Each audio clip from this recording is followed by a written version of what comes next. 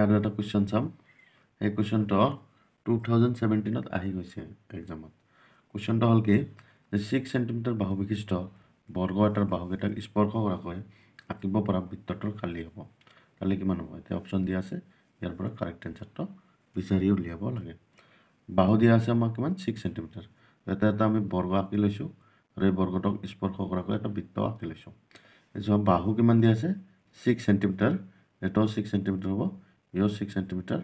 আৰু ইও 6 সেন্টিমিটাৰ যেহেতু এই বৰ্গ গতিকে বাহু 6 সেন্টিমিটাৰ হ'ল এতিয়া এই যেটা বৃত্ত আছে এই বৃত্তটোৰ আমি ব্যাসটো উলিয়াই ল'ম ব্যাস কিমান হ'ব ব্যাস হ'ব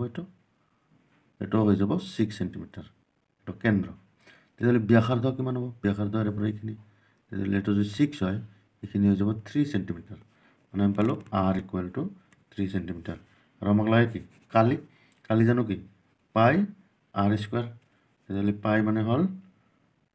পাইটো পাই ৰাখিব লাগিব যেহেতু এনসাৰত পাই আছে তো পাইটো পাই ৰাখি দিলো r ৰ মান পালো 3 স্কয়াৰ মানে হ'ল 9 পাই আৰু সেন্টিমিটাৰ স্কয়াৰ এটা হ'ল 9 পাই সেন্টিমিটাৰ স্কয়াৰ কোনটো অপশ্যন কাৰেক্ট